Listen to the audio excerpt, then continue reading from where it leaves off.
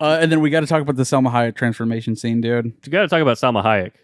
Dude. In general. Can we talk about the foot lunge, like booze lunge that Tarantino wrote into his script? I know, right? Yeah. I assure you, dear viewer, this is essential to the plot. So I'm playing that guy. Yeah. And so we're guessing her. Yeah. And I'm pitching you a scene, Robert. I'm pitching two things, all right?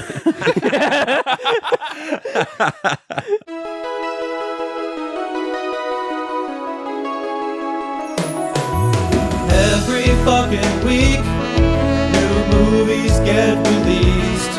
How does anyone ever see these? There are too many movies. Welcome to There Are Too Many Movies, family. Hello. This week on There Are Too Many Movies, see that camera switch? Oh, Get used to it. Hi. And Harvey. And this week on There Are Too Many Movies, we're going to be talking about From Dusk Till Dawn. But before we talk about that, we're going to talk about what we've been watching. I'm Chris Collins. Josh Rodriguez of Film School University. And I'm Alex Vampire Slayer Supreme Wilson. That's just how people know me. Oh, okay. And we have a very special guest on the show today. Our friend Harvey joining us. I'm Harvey. From his new podcast, Slop Chop. Check it out. Thank you for the early plug. I appreciate it. It's a new show. It's called Slop Chop. Check it out. It's fun. Yeah. What are you talking about? Slop, internet slop. I'm obsessed with just the happenings of the internet and just general. What's the internet a buzz about? And so I try to make it funny. I'm a comedy-minded human, so I try to make the show digestible. You know? What is and basically what the internet is feeding you each and every day, right? Yeah, pretty much weekly. Like this week, it was the H3 iDubbbz situation, Bro. and then Kanye's blowing his cousin. Wait, if you what? saw that? Yep. Hold on. Pretty fun. Kind of. Yep. So Kanye and his cousin had like this strange sexual relationship from the time they were 6 to 14, and they would just suck each other's cocks. Explains a lot. Yeah. So anyway, shouts out to Kanye. Shout out. It's kind of funny too because like he's been on the Jew hate train for a minute, Right? And people are like willing to dismiss that for the music, but there's people that are really homophobic. Sucked a cock in when he was community. 6. Like, that's one step over the line, fellas. All right, Like, buddy. I draw the line at cock sucking. It's kind of funny. Anyway, check out Slop Chop. We talk about stuff like that. Nice. Happy to be here. Thank you for having me. Thanks, course. man. Thanks Thanks for for being here. You know where else we'd be happy to have you? Patreon. It's $5 a month, and you get access to the Discord. You get bonus episodes every week. It's called supplements. There's like 170 some of those, and then That's a fuck. It was like 1,000. It was like 10,000. and then you also get early access to giveaways, free stuff in the Discord. People give away a lot of free digital coupons. We do free medical advice. If you want to post your moles, we'll tell you what we think they are. If you think you're going to fucking die. I posted a pic of my fucked up penis, and Alex Yeah. gave me some good advice. Yeah, He's like, "That's not a mole." Chop it it's off. not a mole. Yeah. When you say advice, you mean spit. Yeah. Yeah. I send it in the mail like an e-girl. A little vial. So technically, we do have nudes on our Patreon. They're crowdsourced, but Yeah. we have them. We have crowdsourced digital codes to download movies. That is true. And then you get all the latest happenings if there are too many movies, because we got some shit coming up, dude. And Discord access, which is so much fun. Great community there. Yeah, that's how what I met meant. all these people. Yeah. Yeah. Yeah, We Oh, wait, should you have already- specified that. You guys already said that, I think, but all good. We just kill talked about cocks without mentioning Discord. Which is probably a miss. So it's one and the same. Yeah, True. We call it Dixcord. hey, Nice. and that's $5 a month, and you can join us. Do you want a copy of Godzilla vs. Biollante 4K? We will be giving away one of those soon. Yes. And we'll also be giving away a little DVD or a little 4K Blu-ray, actually, of a film called Dirty Harry that has been remastered in 4K. That also includes a documentary that features ya boys. There are too many movies. The iconic line, "Do you feel lucky, punk?" Even if you haven't seen Dirty Harry, you've seen Dirty Harry. And mostly a guy named Finkelstein. Yeah, That guy fucking rocks, dude. that dude fucking rocks. And you'll hear him. This one's for you, Fink. Shout out. Shout out. Shout out. But yeah, we are in the special features of the Dirty Harry 4K, and we'll be giving away one of those. So check that out. It's a movie that spans generations, and it influences everything. they interviewed an infant. Yeah. His dirty, hairy love. Yeah, they pointed a 44 Magnum at a child, and they were like, "What's this remind you of?" And he's Say like, something good. say some good shit. Anyways, we're in that next to a bunch of other professionals. Like there's like film media professors. They have like accolades, Yeah. PhDs, and we're just like, yeah, we got a podcast. Dirty Harry's pretty good. I didn't even check if they spelled my name right. I forgot to look at that. There's one lady where it looks like, whenever in Photoshop you like do like a text bubble and then it just fills in shit automatically. Was one lady's credentials. Yeah, Yeah. It was It's just just fucking all. insert text here. Yeah. Yeah. Yeah, Did they do? It was all the Greek like letter, the Yeah. Latin yeah. Wingdings. web.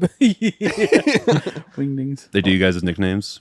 Alex the I Body. wish. That'd Josh be the so Josh. funny. Fuck. You know what? We didn't should've list them. said. We did. Yeah, we should have said it because then they would be forced to do it. Yeah, then they have to. This It's is my middle name. yeah. My parents did this to me. Yeah. My middle name is The Body. Josh. The Body. Josh the Josh. Your dad's just like, it's a bit.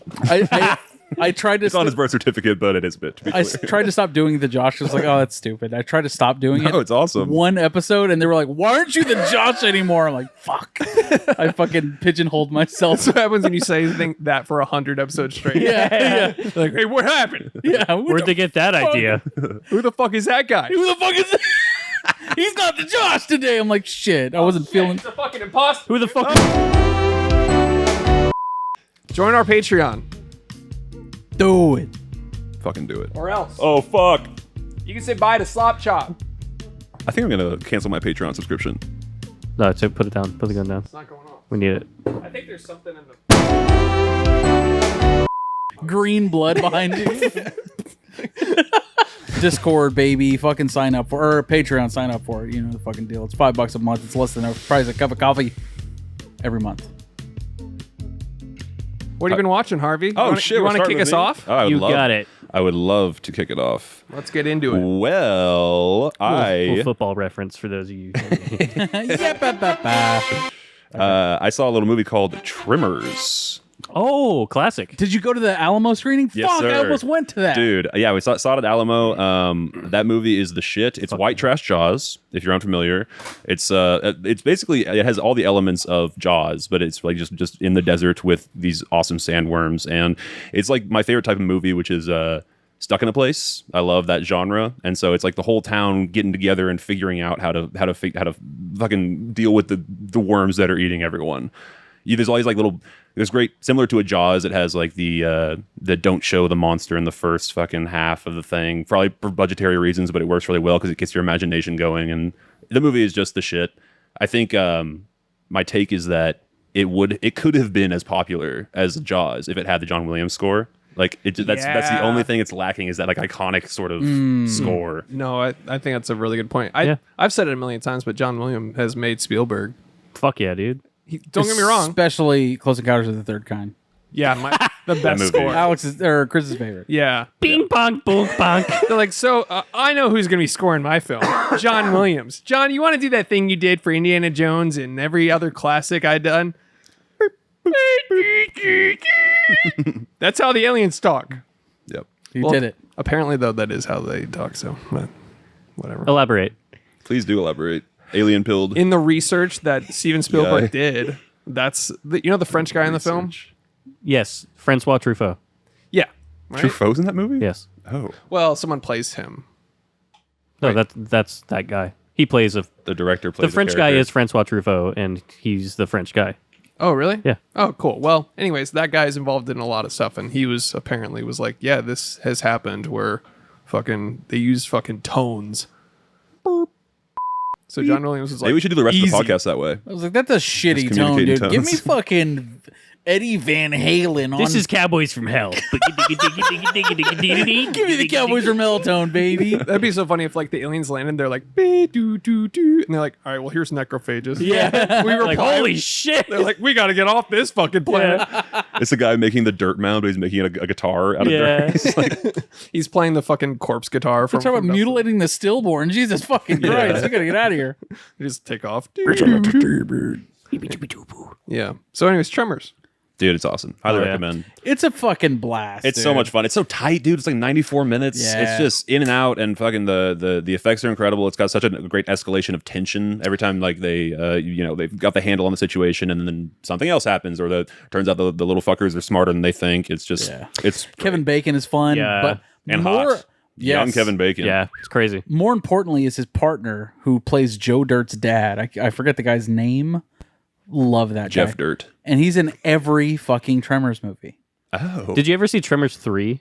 I haven't seen any of his sequels. They blast fire out of their assholes, and they're called ass blasters. I don't know why I remember that. What's it doing now? Yeah, Tremors Been there. Tremors is a classic Sci-Fi Channel middle of the day movie where Yeah, you're like, oh. I'll check it out, and then you sit there the whole time. Dude, the Sci-Fi Channel is the Tremors channel, dude. Yeah, It's on it was always. for a while. Always it's on. It was Tremors and then Jinn. Did you ever see those No. movies? It's about a fucking evil genie, and there's 9 of them. Starry I saw Shack. every one of I was them. gonna say Stargate SG-1. That's true. That was on there constantly. Yeah. With fucking our boy James Spades. In most of the scenes, we were fucking, and when you're fucking, you don't see the penis. Come on the show, James. Shout out. You don't see the penis. It's my fucking favorite thing.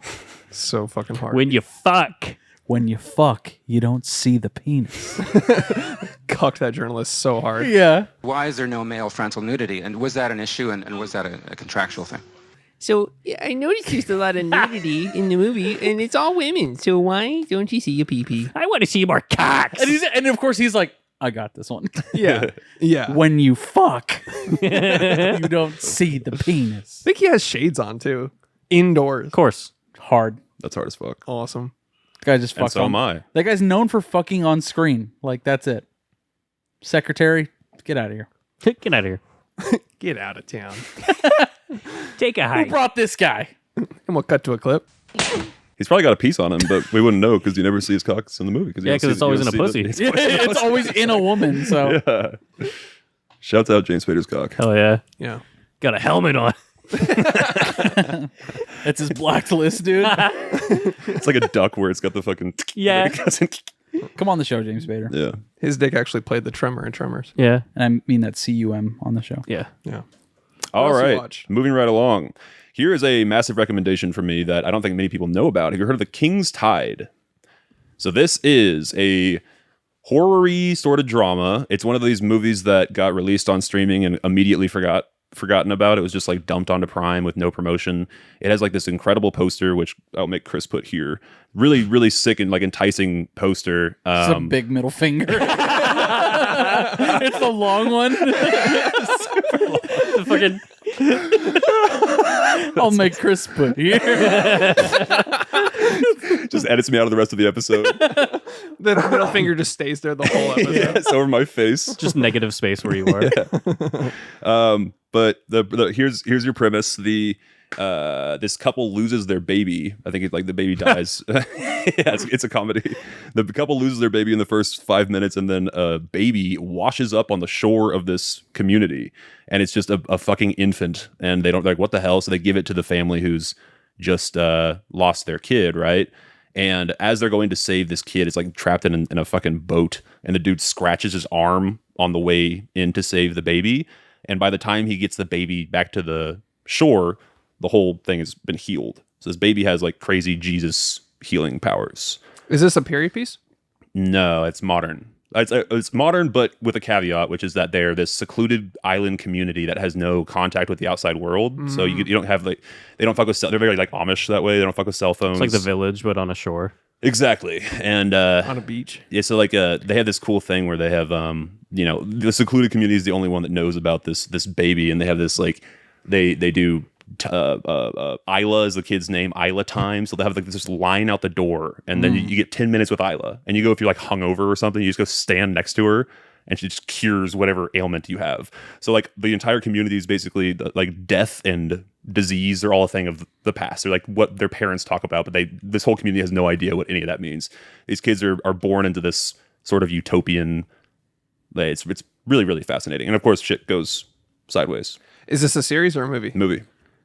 Who's in it? Do you recommend it? Highly recommended. Wow. Dang, okay. It's fantastic. Any named actors in there? I didn't check. None that I recognize. I'm sure actually there was a few that I recognized, but nothing. I didn't do. Fair enough. Yeah, but it's great, dude. Highly recommend. I think it's on Prime, but yeah, sick movie, awesome poster. Like I put that shit on my wall. It's a dope fucking poster. The King's Tide? King's Tide. Highly recommend. Sounds pretty good. Yeah, man. It kind of sounds like that one fucking shitty Ennie's Men. Remember that bullshit? Oh, yeah. Who directed that?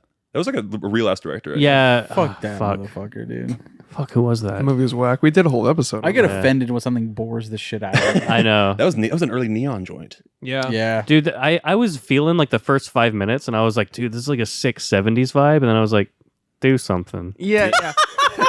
Do so. It was all visual. Write a script. It was just aesthetic. They're like, we Yeah. got the look nailed. We don't need a plot. Yeah, cinematography was perfect. Yeah. They shot on film, like 16 millimeter, I think, and then It had a lot of cool shots. shit. Shouts out to Annie. Anyways. And your men. Hey! I don't know if that was intentional. Anyways. Ah. All right.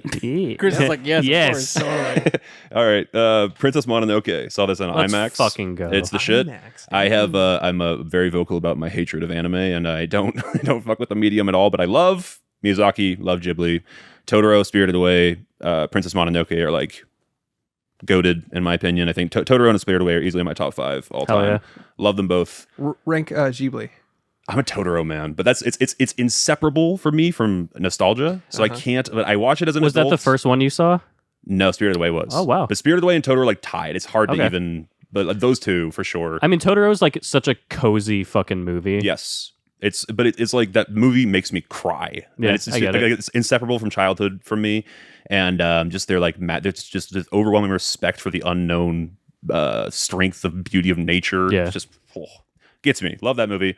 Spirited Away is incredible, but I think Howl's Moving Castle might be 3, and then Mononoke 4. Mononoke is great. It's actually pretty violent. Like I think it's like PG-13 movie he's ever done. It's like one of the only bloody ones. Yeah. It's always so low on everybody's Ghibli list, and it's my favorite for that reason. Yeah. It's just kind of dark. And It's like, very adult. so dark and twisted, like Yeah. just like my mind It's is. basically a horror movie when you think about it. Where's Yeah. One Piece on your Ghibli list? my brother's well, it's back. I know it's back because my brother's obsessed with it, but I don't give two fucks about. Understandable. Yeah, I like this guy. I don't give two This guy shits. gets a pass. Yeah. But Princess Mononoke, it was awesome. It was the first time I'd ever seen the subbed. I'm a very dubbed person. Like I'm not an anime guy, but This I know guy's trying to make us think he's not a sub. Yeah, what the fuck is he up to? it's Not bottom fooling energy. anybody, buddy. Yeah. No, but Ghibli movies are well known for their dubs. Exactly. So like I actually watched a behind the scenes featurette about Spirited Away, them doing it, and it's extremely time consuming and meticulous to do a real impressive English dub, and most studios just don't give a fuck about it. So No, they farm it off to Funimation and Flower Mound. that's so crazy they're here. Yeah, I've done it one time, and I get auditions every week in my email, but I've never answered. But I've went one time, and all I did was scream for like an hour, and they paid me like $50. I was like, this is not worth my It time. was for Rising of the Shield Hero, right? I don't know. I'm pretty sure it was. There's a bunch of lizards fighting. That's every Describes anime. 900. Yeah. It was a lizard army, and I did what's called walla, which is basically extras. Okay. So I was just doing a bunch of like screaming, just noises. There's fucking lizards over there. Yeah, they're like, oh, this is the campfire scene. You guys, shit! yeah, Deep doing the fire. Yeah. yeah, just doing that. Hell yeah. And then I left with like a hoarse voice, and I was like, that was not worth $50. It's like that's gas money to get there. Right. Yeah. I'm like, fuck that. Yeah. IMDb though. I don't even. I gotta fucking figure that out. I gotta figure out a lot of shit, actually. Well, they It's like the producer of Cops is getting all of your credits, dude. Yeah. That Yeah. one Chris Collins. Well, they asked us, can we talk about it? We were in Retro Freaks 2. Absolutely. Which is premiering at the Texas Theater. We don't have a clip or anything from it, but it's out. If you can find Retro Freaks 2, check it out. Yeah. And then they were like, hey, what's your name? Do you have an IMDb page? And then I was like, well, shit, I've got creds. I should figure that out. And then I tried to go on IMDb and like enter stuff. And it was just like, are you that person? And it's like a whole form. And I was like, I don't know what to do. Like, I guess it shouldn't be that easy. Yeah. But also I was like, I don't know, whatever. It's like Raya, the dating app. You're like, I gotta go through this whole fucking rigmarole. Yeah, it's an invite only. Yeah, It's- yeah. Well, that's another. Well, I don't want to talk. The Editors Guild. Fuck that. It doesn't matter. Chris is on Raya. Shout out. Last one. So yeah, Princess Mononoke, obviously incredible. Seen a bunch of comedy specials recently. I would like to mention. I listened to last ep, and you guys all loved the Bill Burr most recent special. Yeah, I saw that you did not. I thought it was easily my least favorite of his. That's I crazy. love the man. He's on my Mount Rushmore. I think every special of his, except for this most recent one, is Wow. like Wow. incredible. You like the one at Red Rocks, huh? That's my second least favorite. Oh, okay. Yeah. I would say that's my second least favorite as well. There's one I can't remember the name. I think it might be Paper Tiger. That I love didn't Paper like. Tiger. I can't remember if that's the one. I thought that wild. one was really good. That was the one with the Kanye bit too. My favorite is Walk Your Way Out. Yeah. Yeah, that's the one I didn't like. No. Mine was no, that's not my favorite one. It was fucking the black and white one. What is that? I love that one too. Yeah, that one's excellent. That's his. That's the helicopter story. Yes. That's his magnum opus. Like that. Yep. That's his best fucking. Also, like so like pretentious or whatever to do the black and white thing, but it works. It looks great. No, it actually looks amazing. Yes. Like he shot it on film or something because it just looks. At some bougie astounding. ass theater, and I think in England or something. I don't remember. He nailed it. That shit was amazing. He's the best. Love Bill Burr, but I did not care for that. Did you see the most recent Adam Sandler special? No, I heard it was great. Dude, it's directed by Josh Safdie. So there's all these things that happen in the middle of the special that go wrong. And the first time I watched it, I was like, man, this is kind of crazy how it came together. But then on my second watch, I was like, oh, it's all Josh Safdie shit. It's all planned ahead to look like fucking shit is hitting the fan and nothing is working. But it's so good. You got to check it out. That's cool. It looks gorgeous for one thing, and then like you can feel the Safdie influence. Interesting. I'm so Is it like shot in the stressed? head in the last 5 minutes. Thank you so much for bam. Is it funny the whole time, or is it like more of an interesting? I love it. I think it's hilarious. It's maybe the funniest Sandler I've seen. Okay. Wow. I'll check it out. The one with the Chris Farley tribute, like his That return. one- That was the Judd Apatow one, right? I thought he did it on SNL. No, he did a special, his first special ever. 100% fresh. That's that one. Wasn't Judd Apatow involved? He might have been involved. I can't But remember. It's that- been a long time since I've seen that. That was beautiful. The whole point of that title is because all of his movies get like 13% of Rotten Tomatoes. right. Yeah. Oh yeah. It's such an interesting guy, that Adam Sandler. Just makes He's one of my favorites. absolute dog shit movies for whatever. They're questionable. But what's cool is like he keeps his old like OG SNL friends. They're just this posse that he takes and he flies out to fucking Hawaii for 3 weeks to shoot. Like I like that aspect of it. I think, I mean, at least I don't care necessarily about the ratings that they have. I just genuinely find them to be comfort watches. Fair enough. 100%. It's the I don't mean to shit on those movies. I've seen very few of them. Are you serious? Yeah. Oh, dude. the fast food of film. Yeah. You know, it's just like, it's just great. It's just fun. Yeah. Yeah, and he's like, oh darn, 13% fresh on Rotten Tomatoes. Guess I gotta go home to my mansion and cry. about it." Yeah. My They all make $4.5 money. billion net worth. I guess I'll try again to make a movie with all of my friends. Yeah, exactly. Yeah. It's the greatest gig that Yeah. like, he's created this for himself. Dude, so. Grown-Ups, like for whatever the movie, like it's a fun movie. Sure. And clearly he just did it with all of his friends. Like, fucking, that sounds awesome. He goes on vacation for a living and Yeah. makes millions. That Like Steve Buscemi bit where he hits the wall. the zip line Yeah. into the pool. Jesus fucking Christ. So fucking good.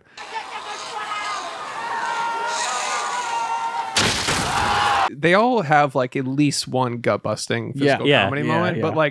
but yeah, it's genius to be like, well, how about I write a script? I don't know, Hawaii. Yeah. Yeah. Hey, Warner Brothers. I guess you're funding this. Who am I fucking this time? I don't know. Jennifer Aniston, I guess? Yeah. Right. Brooklyn Decker, I guess. I don't know. Yeah, I don't I'm know. just spitballing here.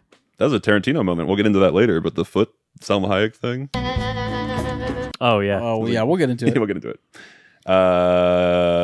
Comedy specials. Tim Dillon, you talked about it last week. Wasn't a fan. He has never released a good special, that man. He's so fucking funny. I listen to a show every week, and it is crazy to me that he cannot pull it together for a comedy special. It's wild. It is weird. But he is so funny.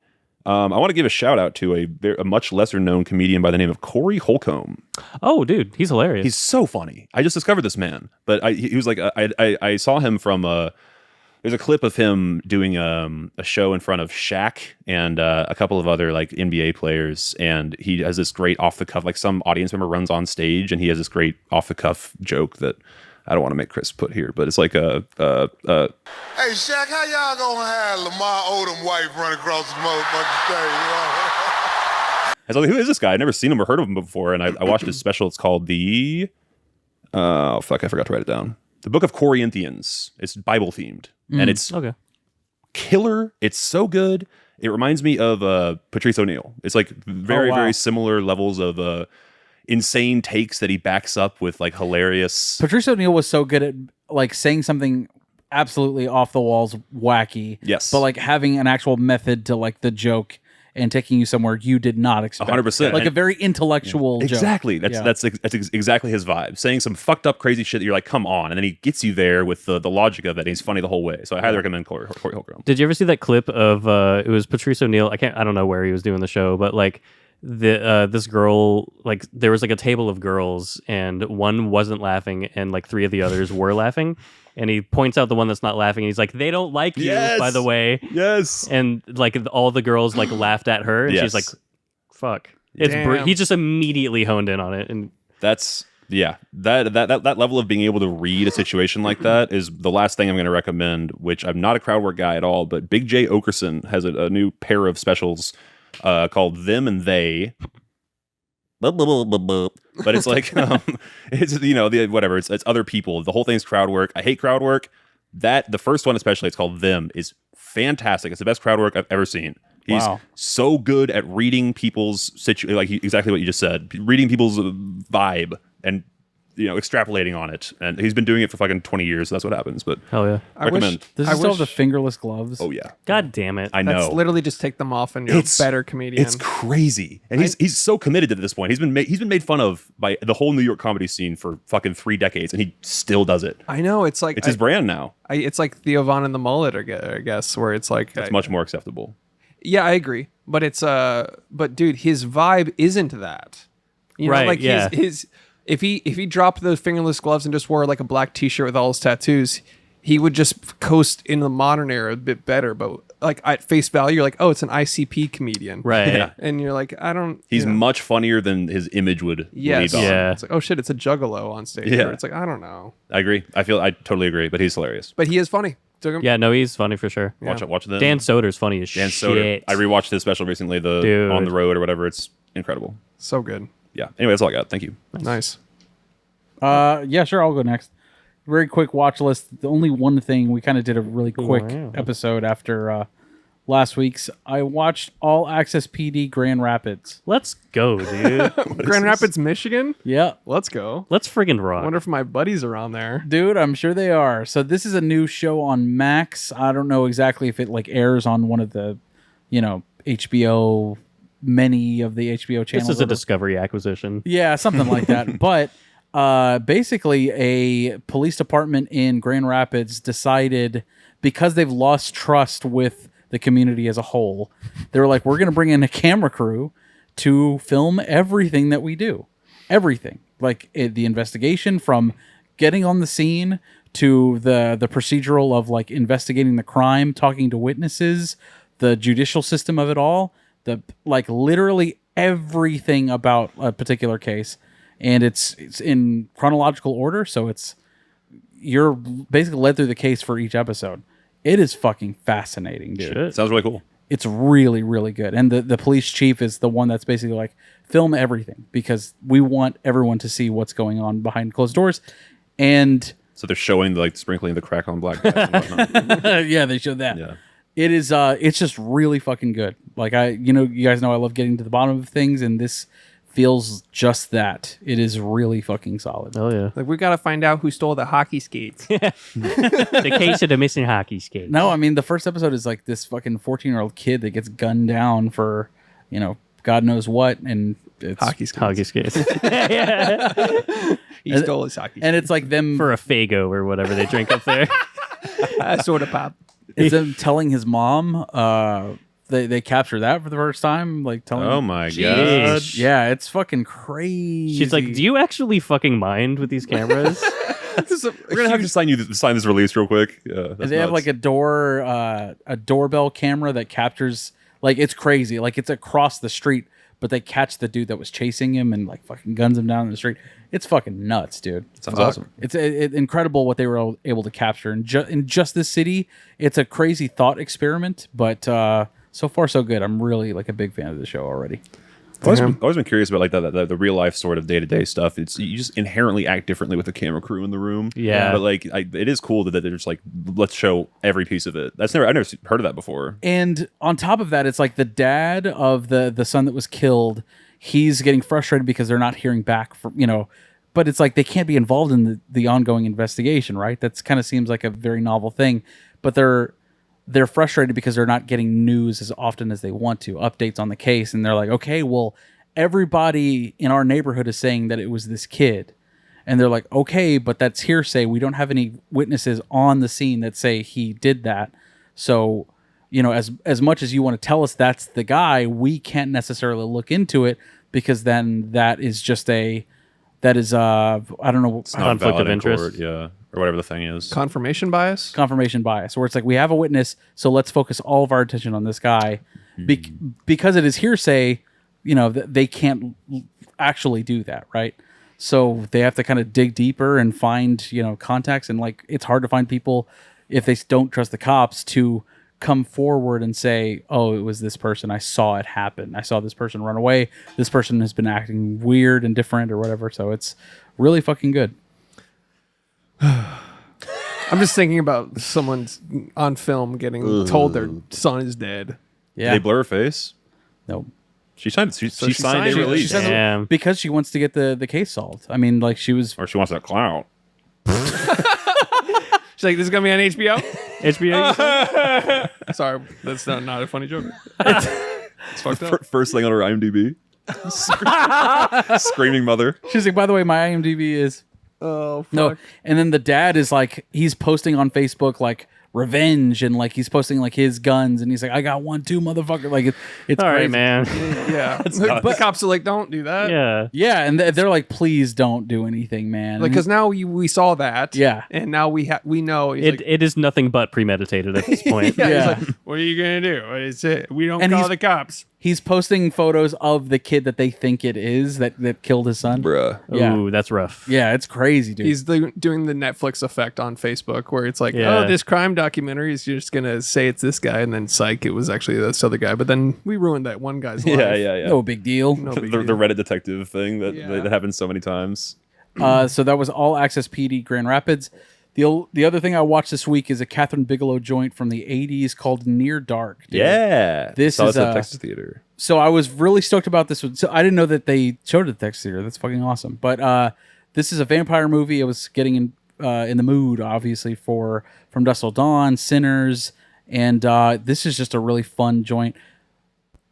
Mostly, you watch this movie for Bill Paxton. He is fucking phenomenal in this movie. He's the best part of it. I could give a shit about anybody else in this movie. It's one of those characters that could be doing literally anything, and he's fun to watch. Like, he's just the way he acts, the way he talks. He's just so happy-go-lucky. Great It's look awesome. too. He's got the leather jacket and the sunglasses. Like one of the first vampires to do that. I want to say this came out before Lost Boys, so it's like obviously there's some influence there because it's like you see this character. He's the only interesting character really in the movie, and then maybe Joel Schumacher's like, oh, let's just do a fucking cool vampire movie. Yeah. Where Just it's like, do the Fonzie and he sucks blood. yeah. And also, they're It's not kind a- of gay a little. I was bit. gonna say it's barely gay. This movie, shockingly. Near gay is what they called it. Careful scratching her back, just FYI. She might get mad. She likes head scratches, but I'm just saying. I'm warning you. She's into it. All right. I got a handle on the situation. Okay. Near Dark, great movie. yeah. Great for Bill Paxton, really. Near cock. That's Let's go. the main thing. So you've seen it, Chris? Yeah. What'd you think? Dude, the scene with Bill Paxton in the truck. Yeah, it's towards the end. So funny. All of his shit is like very much towards the end of the movie, and I was waiting for him the whole time. I'm like, when is this movie gonna fucking pop off, dude? Yeah. And it's not until the very end where he shows up, and it's fucking awesome. It's really good. I had no idea it was Catherine Bigelow, who Of Hurt Locker fame, Zero Dark 30 fame. Zero Dark 30 Near, fame. she did Near Dark, then Zero Dark 30. Oh. I think she's like the second woman ever to win an Oscar for director, which is very funny. Yeah. Who was the first? Catherine Small. I can do it. Alexa, who was the first woman to win an Oscar for directing? According to an Alexa Answers contributor, the first woman to win the Best Director Oscar was Catherine Bigelow Oh, shit, for she The was Hurt Locker in first. 2010. I guess so. The first woman director to win an 2010. Oscar in 2010. It just goes to show you how much women sucked at directing for so long. All the opportunities they were given, Yeah, they didn't yeah. fucking do a goddamn Do thing. you guys know with that? it. Do you guys know the chess thing? That there's grandmasters and there's women grandmasters. Yeah. It's just so funny to me. I No. mean, it's there's literally and Is that the Queen's Gambit? She's a woman's chess master. Good question. I don't know. They probably make that distinction because the women's grandmaster is much less prestigious. It's like a woman's grandmaster. It's crazy to me that there's difference. And it's chess. Yeah. It's There's literally no physical a game for the mind. And they're like, fucking These broad. ladies. Yeah. It's probably separation because they know they'd win. Yeah. They're like, we got to keep them over We can't handle those fucking mind games. Yeah, they're like, Like, wait a minute, they're not You would make that sacrificing any fucking of their move. guys. What the hell? like, I've been married. I don't need that. Yeah. I don't need to do that. She respects her queen more than any other player. Like, Yeah. I think in Queen's Gambit, it was just, she was facing like men. So maybe it was just, they just kind of threw that out the window for that, That movie was a bunch of bullshit, though. Or that show. I liked it. It was amazing, but I'm saying Oh. it's like none of that was fucking real. You know? Yeah, of course not. You don't think she's picturing the fucking... Yeah, I know. I bet Anya Taylor-Joy sucks at chess. Probably. Magnus Carlsen's up there on like his bedroom wall, just picturing. She was so good in that show, though. She's great. It's good. She's so fucking good, dude. She's great, man. Yeah. Great actress. Great fucking actress, man. Fucking Good fucking actress. The whitest eyes on any human I've ever seen. Oh yeah. She looks like a fish. But she's pretty. She's very pretty. Shouts out Anya Taylor-Joy. Come on. Shouts out your fucked up eyes. Shout out. That's it for me. Nice. I'll go next. The Last of Us season 2. Brother. Episode 2 just aired. Brother. Which if you've played the game, you know exactly what happens. And man, rough stuff and entertaining stuff. I like it. Dude, I was not the hugest fan of season 1, to be TBH. Oh, wow. I thought I was lukewarm. I think the first 3 or 4 episodes were great, fantastic, and then the rest of it just kind of nosedived a little bit for me. So I was very trepidatious or not caring about this season. I think both of these episodes have been fantastic. I'm super into it. Dude, episode 2 of this season is unreal. It's peak Game of Thrones good. Yeah. It's like when Game of Thrones was great, that's what we're dealing with here. It's great. You guys watching?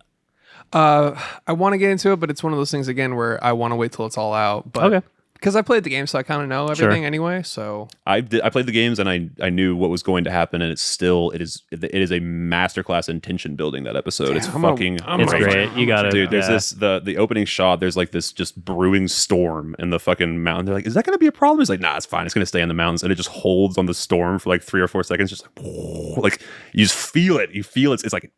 It's coming, great. baby. It's so good. Yeah. It's probably the best episode. I don't want to say of the whole series so far. Because it's up there with episode 3 for me. Yeah. Oh man, episode 3 of season 1 was so fucking good. Yeah. But was that's that the Nick Offerman one? Yes. But that's like sort of separated from like the original stuff, whereas season 2 is like still sticks to the game itself, but like extrapolates everything. And the extrapolations have been great. It's- Like I'm not going to spoil anything, but there's a massive element of season 2 or episode 2 that is not in the game at all. Yeah. And it's fucking sick. Yeah. It's legit. You know what I learned today that's insane? The guys that wrote The Last of Us show wrote Rocket Man starring... Wait, Craig Harlan Mazin? Williams? Yeah. What? Let's fucking go, dude. Yeah, isn't that wild? No, that's I had no idea. Yeah. So yeah, Last of Us is expectedly great. The Rehearsal season 2 with Nathan Fielder. This man knows how to make something that is not comedy and also comedy, and it's fucking crazy. I can't wait. I can't get into it. Can't stand I it. love season 1. Is it all out? No, one Just episode started. so far. Got it. Yeah, it's a really hard show to describe in the first place because I genuinely don't know how to describe it. He takes situations and tries to build fake versions of those to see how people react, and that's not even really even a good description. Watch The Rehearsal. It's fucking crazy. Is this the one with like- Emma Stone? No, that was The Curse. Oh. It was directed by the Safdies. Wait, so I thought it was that too. So is the Rehearsal a separate new thing? This Season is 2. season 2. Oh, shit. But it is a separate thing.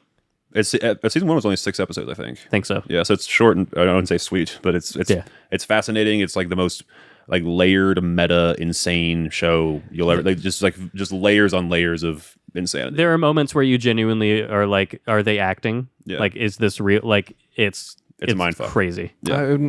I don't know. It would give my anxiety. I don't think I want to watch that. That's Understandable. It is very.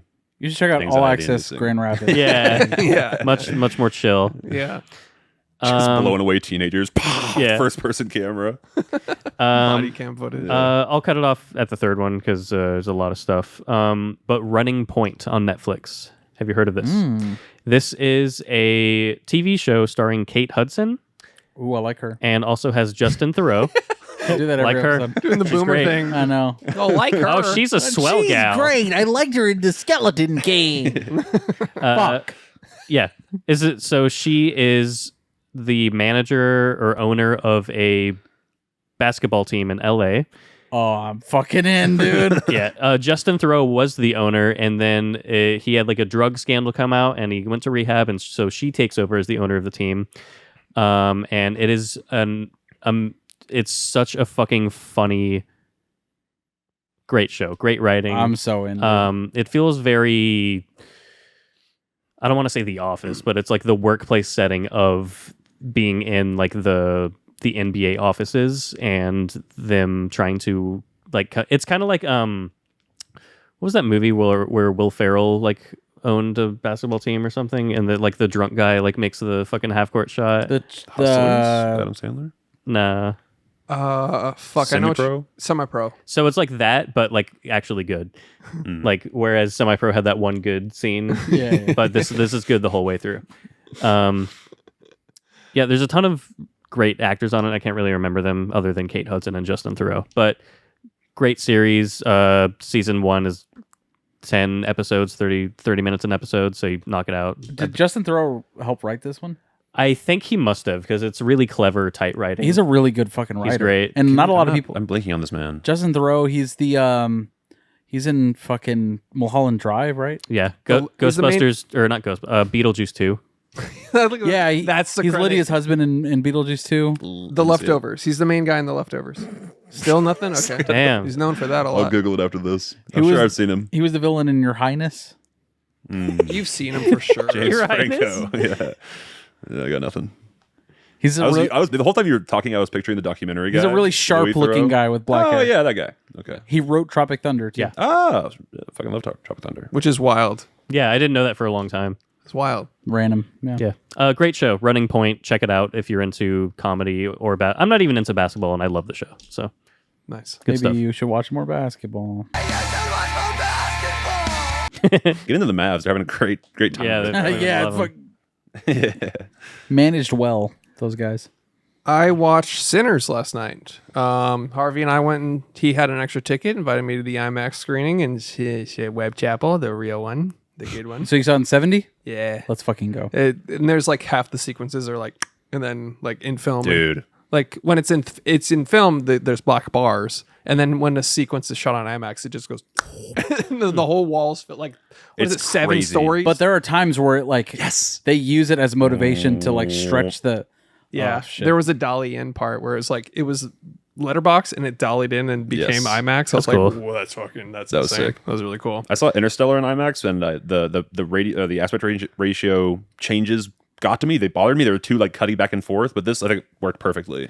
Yeah, it is jaunting when you see that the first time. I think the first time I saw that was Dunkirk, when there was aspect ratio changes. We definitely did at that same theater. Yeah, and that was the first time I was like, what's going on up there? The hell? The These fuck's guys that? don't know what they're doing.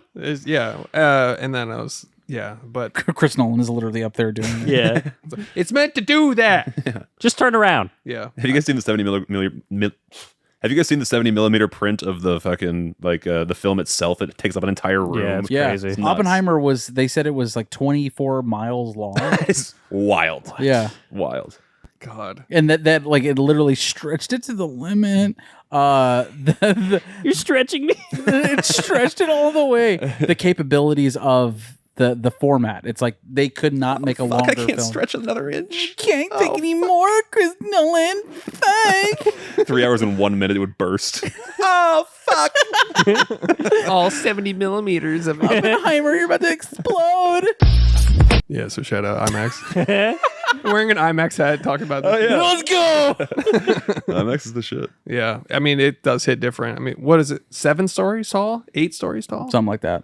Like It's insane. You're looking at an entire building of film. It's crazy. wild when it cuts to IMAX. You're just like, seeing Interstellar IMAX was just like, you're like, Oh, fuck I yeah. bet my pupils Shit. were like saucers, like Yeah. warm when it goes. Oh, it's so good. It's so sick. But Sinners is a fucking blast. It is worth all the hype. It's a really great movie, and I want to talk about it so much. But one thing like we can talk about all this drama with Ryan Coogler and Sinners and the Variety articles and stuff. Fucking Variety, man. That shit sucks, Dude, so I guarantee because he did not a proper, because he did like a groundbreaking negotiation, which it shouldn't be. It's just like a creative's fair right. Can you explain the first dollar thing?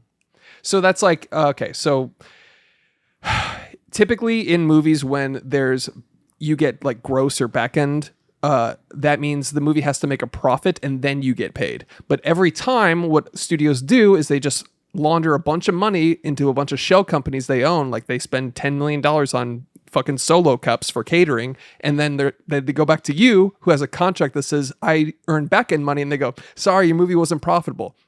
For example, Harry Potter was never profitable. Star Wars, never profitable. Crazy. So Wow. that's Hollywood accounting. And he did Black Panther. So I think he got a small bag, a Marvel bag, I'm sure, but it made a lot more money than he made. It became a cultural phenomenon. Yes. Yeah. So I think he learned a lesson there, and he went into this movie and negotiated first dollar as well as franchise rights. And he's been working on. He had this script ready for the past like 4 years. And has been shopping it around ever since. And when it started to become one of those bidding wars, immediately he's like, okay, I'm going to up the ante, and basically in 25 years, I own my. I love movie. that. That's Yeah. so sick. And then also cut to all these articles of them being like, this Warner Brothers or this deal. They quoted like a Warner Brothers executive saying like, this is dangerous for the industry because it's taking money out of their pockets, and they're 100% paying for all those hit piece articles about it. Yeah. Because artists are getting power back for making their They're like, own we're thing. starving. yeah. David Zaslav, like, what the fuck, dude? What do you mean we have to pay the directors? Yeah, ridiculous. Shelve another Batgirl movie. And so now it did amazing. Yes. It did so well. And we talked about it last week, just like the amount of people that are going to see this movie and that are hyped just based on the fact that it's Ryan Coogler and Michael B. Jordan. I can't tell you how many times this week I've talked to people that said, I didn't even know what it was about. Yeah. They're going because of Ryan Coogler and Michael Normies B. are seeing Jordan. this movie. It's awesome. Exactly. Yeah. It's fucking phenomenal. But Variety puts out an article that says, well, yes, you may think it's doing well, but this movie still needs to make $158 million in order to be profitable. Yep. That is fucking horseshit. And it's actually bad for people that make original films. Whenever there was a similar deal with Quentin Tarantino when he did Once Upon a Time in Hollywood, where he did almost the same exact structure. He owns the movie back again after 25 years. And it made, Sinners made more than Once Upon a Time in Hollywood did in its first weekend. And nobody, not including Variety, the same fucking people, ever said, this movie's not going to make its money back. Yeah. They were like, fucking hit original film by Yeah. Quentin Tarantino. Does amazing. Do you think it was a deal? Do you think it was racism? Like, what's the situation? I think it's a mix of racism and studios paying for those hit articles to kind of like Shake the precedent.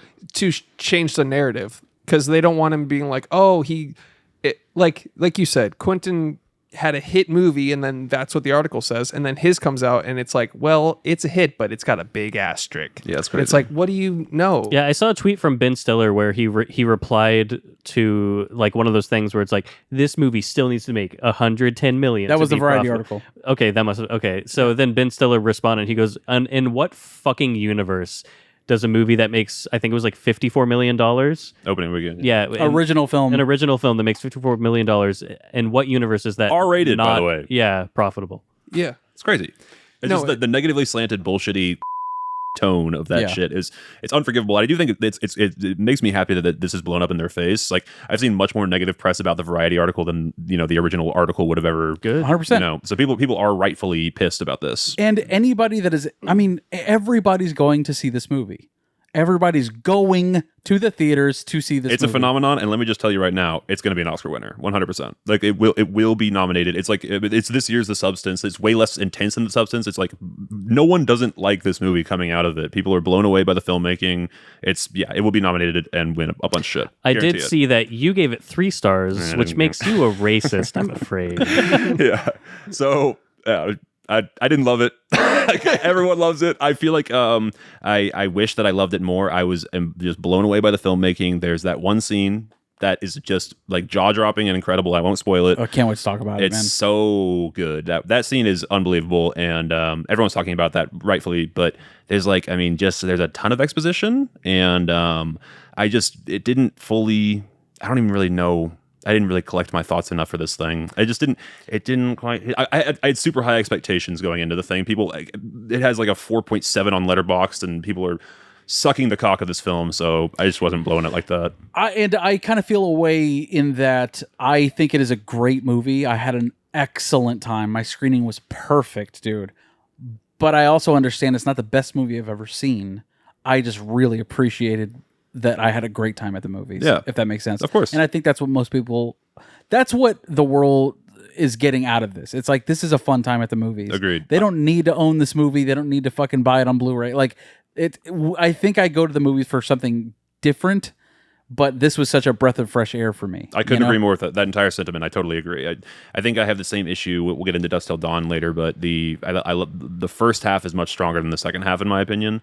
All the build up and everything until the turn happens. Yeah. And I'm like, you kind of, as much as I love horror and stuff, I don't know. And the ensemble cast for me, just unbelievable acting. Like the dude's first movie, the preacher boy. Yeah. Killed it. Unbelievable. Like and Delroy Lindo, the older dude, comic Jesus relief. Fucking Christ, I loved him in He was this so movie. good. Yeah.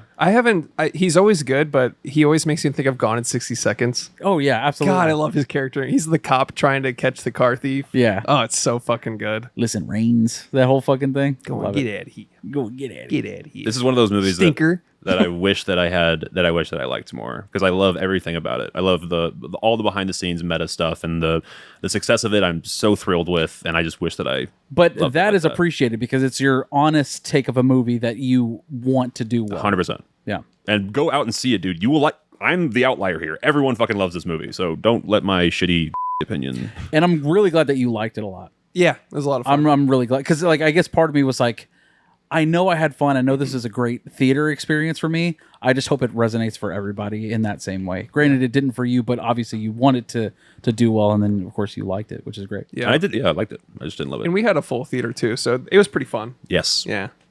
It was fun. Yeah, so check out Sinners. We'll definitely be talking about it soon. So It'll be our next episode, I think. all right. We'll Go figure watch it out. Sinners for real. Support this movie. Shall Shout we out. get into From Dusk Till Dawn? Yes. Let's fucking do it, dude. Here's the breakdown. The sister film to Sinners, arguably. So yeah, this definitely was top of mind right as I exited the theater for Sinners, which I didn't expect it to. Mm-hmm. I didn't think that Sinners would be inspired. Like based on the trailers, I was like, oh, it's just going to be like a cool vampire movie, right? Mm-hmm. And then right when I was walking in, I was like, this is so From Dusk Till Dawn. Yes. A little bit. And then so Crossroads, not the Britney Spears Crossroads. Like Robert Johnson. Robert Johnson. Okay. Yeah. That age-old story where it's like Robert Johnson is a famous blues guitarist that sold his soul to the devil to be the greatest guitarist in the world.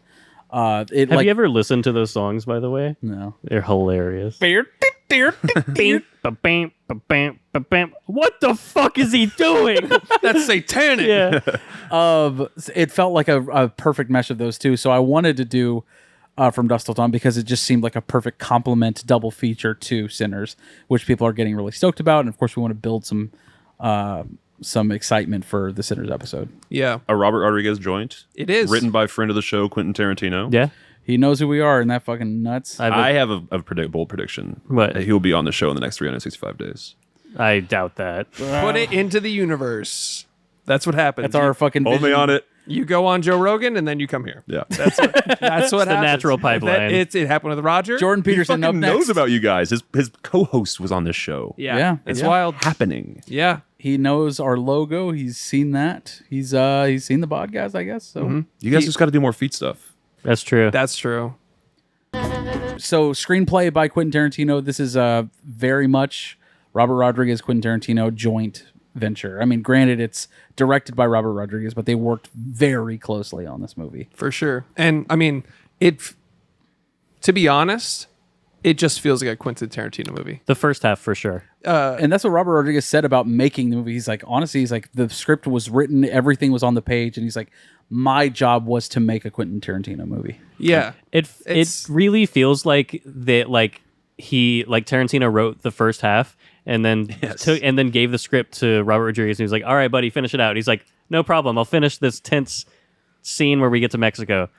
fuck, vampires. Yeah. Yeah. The turn happens so fast. It's insane. Crazy. It is out so of nowhere. insane. I wish I don't remember how I watched this first, but I think it's just known it's a vampire movie. But Yeah. if you could show somebody this and not tell them, that would be such a fucking ride. Yeah. So this is my first time watching the first half of this movie. Every time I've seen this movie, it's from the bar scene. Wow. What the fuck? I had never seen anything before that. That's Okay, awesome. So you like reverse, you Tarantino'd it. Yeah, basically, yeah. you Tarantino'd your own watch. Dude, the first time I saw this movie, I was at your house, and then like I walked into the room you were watching it, and like it was literally right when everyone's turning into a vampire, and I was like, the hell? And you were like, yeah, it's a vampire movie. I was like, all right. And then I just sat there and watched it. I was like, that was cool. That was fun. Yeah. But like I didn't know anything else. So like to me, this has always been exclusively a vampire movie and nothing else.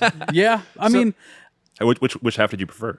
First half easily. Yeah. I mean, it was all new to me, but it just felt way tighter, way... it's definitely more of a Quentin movie in the first half. Yeah, but it's like comparing. You wouldn't compare a vampire B movie to a Quentin movie, so it's hard to like say. They're the same movie though. That's why I know. That's the whole gimmick is that it's the first half and the second half. But I think like the first half is so much stronger to me.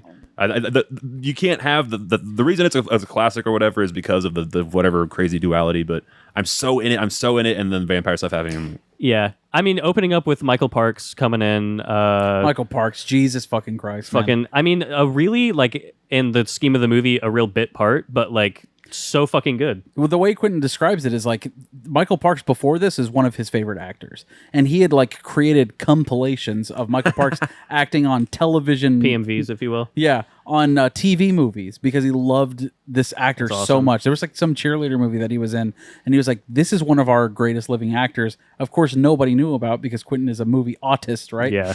So whenever he writes this, he wrote it with Michael Parks in mind, and he said it was the first time that any actor that he told, "Hey, I wrote this part for you," that was like, "Sounds good, let's do it."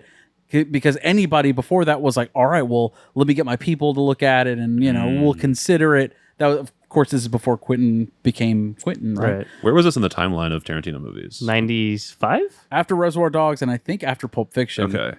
So he won a bunch of Oscars for Pulp Fiction already. He's doing this as like with a passion project with his friend Rodriguez. Yeah. Something to that effect. And Robert Rodriguez, this is after El Mariachi, where he made one of the greatest like low budget films ever. That was only $7,000 for what? Mariachi. Yeah. To be fair, I've only seen of Robert Rodriguez movies this and Spy Kids. I'm pretty sure. I think this is. I like Spy Kids 3D personally. But, so, anyways, they work on this together very closely, and that's what Quentin wants to do. He wants to make basically a split movie. Dude, it's very Grindhouse. I never put that together. Exactly, and they made Grindhouse a lot later. But it's like. It's supposed to be this way. Yeah. It's supposed to be that like split movie that's intended. But of course, I think just as Quentin fans, we're all very much on the side of like the first half is a great movie. Was the turn in the marketing? Does anyone know? Has I don't anyone know. seen a trailer? I would love that to not be in the marketing at all, but I know they did it. They did the same thing with Sinners. Of course they had to. Yeah. Which is so disappointing about Sinners. If I went into Sinners not knowing, I think I would have enjoyed it more. I haven't seen a single trailer for Sinners, so I could have, but like everyone's talking about it. So we're doing this movie right now. Yeah. But yeah, so I mean it's a Robert Rodriguez movie directing a Quentin Tarantino movie, basically. Yeah. He does great. Yeah. I would agree that the front half is it has his It's stronger. It has his DNA all over it. And so like, it's a Quentin dialogue. But it's also really fun seeing George Clooney say some Quentin Tarantino dialogue because he's really good at it. I wrote some of it down. Let's hear it. Holy shit, we did it. We're in fucking Mexico, you fucking piece of shit. We're fucking in Mexico, you little piece of fucking shit. That's got Quentin all over it. That's awesome. I mean, I personally love Quentin's performance in this movie. Yes. I like him. He's great. He's so good. Is he ever good in any other acting role besides this? I didn't like his thing in Django. I thought that he was sucks in Django. He's the worst. Oh no. He said that we didn't say it, so you can still come on the show. cut this out. Yeah, I won't just listen to Slop Chop, but I won't love be it. here. I love that movie. I didn't love that part in it, but like here he's playing an actual character. What else has he acted in? Pulp Fiction, famously. Did you notice a sign on the front of my house that said? He was just Quentin in that, and in this he's like an actual like. So when he wrote the original screenplay, this character, Quentin's character, what's his name? Gecko. Seth? No, Seth is George Clooney. Yeah, Anyways, something Gecko. the Quentin character was like a funny character, and he had a lot of jokes in the original script. And Robert Rodriguez was like, "Oh, okay, so well, that's you, obviously." And then when he asked Quentin, like, "Will you be in it?" And Quentin rewrote the entire part. He's like, "Okay, well then I don't want to do myself in a movie. I want to be like an actual character." And that's where this fucking psychotic. He's so great. You know, come sit next to me. Let's watch TV. You want to come over on the bed and watch TV with me? Oh my so god! When he pats the bed, Jesus. That's awesome. He's so creepy in this movie. Yes. Yeah. And I remember as a kid when I watched the movie, I definitely watched this way too fucking young. But the flashes of violence, like in the hotel room, whenever he goes in for the first time. What's wrong with you? That shit fucked me up, dude. And still to this day, like when I watched it now, I was like, oh, it's definitely not as gory as I remember when I was a child, because it genuinely like traumatized me when I was a kid. Yeah. But also doing the flash frames, it's just subliminal. So it's like you see just like some red violence and then your brain goes, I'll fill in the blanks with scary shit. Yeah. But George Clooney's performance in that moment. Richard, what's wrong with you? He's like grabbing his face. This is not how it's done. Yeah. It's awesome. He's like, I'm not a fucking creep. You are. Yeah. Quit doing that creep shit. Yeah. And he's like, I had to do it. She was fucking yelling or whatever. I love too that She turned into a whole different person when you left. I had to rape and kill her. What you are doing is not how it's done. It's so clear that that's what he does every single time when he's not looking. Because the same thing with the guy at the beginning, he was mouthing that bullshit. It's like, he for sure wasn't. No, he's not at all. He's looking for any excuse to murder or to be rape. a psychopath. Yes. Exactly. And his choice in the script to make that the bank teller that they kidnap, to like, he's like, basically I just wanted her to look like a mom. Yeah. He's like, to me that is a lot more frightening and sickening and terrifying than if it was just like the hot blonde, right? A conventionally attractive damsel. Yeah, exactly. He's like, the fact that it just looks like any lady, any nice lady, makes it more great. horrifying. I'm Agreed. like, fuck yeah, it does, dude. I love in the opening too. It's the same cop from Kill Bill. And Grindhouse. Nice. Yeah. Michael Parks has been that character in And Tusk. Not the same character, but he's in it. Oh. Well, Parks and Recreation. That's what Oh, he starred. shit. Yeah.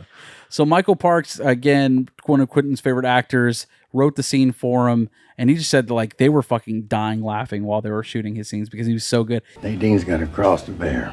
I mean, take care of that. You can barely tell what he's saying. Yeah. But he's a effortless performance, and he's like, it's like Jack Nicholson in a Jack Nicholson movie, and then you fucking delete him off the movie in the first 2 minutes, but it's like he could have been the star of the movie because he was so interesting. Yeah. Agreed. I also love the flaming teller. Like Yes. Yeah, that dude. The gas guy, the convenience store owner or whatever, when they actually like shoot him up, like they cause the fire. They basically light him on fire with like a makeshift Molotov, and then he gets up and he's still shooting with his like on fire. There's a moment where I was like, oh, maybe they skimped out on like showing an actual burning guy. I thought he was just behind the counter. I was like, maybe this is just sound design. He pops out like, ah! Like, oh, and then jumps into a shelf and then pops popcorn. Which is such That's a beautiful. great detail. Yeah. Like, just like, oh, the popcorn. It's like, It's awesome. And it like basically saying that's a tone setter for the rest of the movie. It's like, don't take this seriously. This is a fun, gory, fun Dude, time. them walking away from the convenience store while it explodes is so awesome. They could only do it in one take. I was gonna say this is a sick shot. Yeah. Yeah. That's so high pressure as an actor. Like, don't fuck up the line. But also the dialogue is like low profile. You know what that means? And they're blowing up a gas station. Yeah. That is so funny. Low profile. You understand the meaning of the words low profile? Low key. Keep it chill. That is the most perfect split of Quentin and Robert Rodriguez. Yeah, 100%. The fucking, because that's a Desperado shot. The thing blowing up behind them. He made that shot famous, and then you have the dialogue on top of that. Yeah. That is so Quentin. It was awesome. Yeah. It honestly, like, I have a newfound love for this movie rewatching it, where I was like, oh yeah, it's a fun vampire bar movie, but now I'm just like, this is like two fun movies, and it's two things I love. You fucking rocks, brother. Dude, let's friggin' rock. Fucking right from the depths, dude.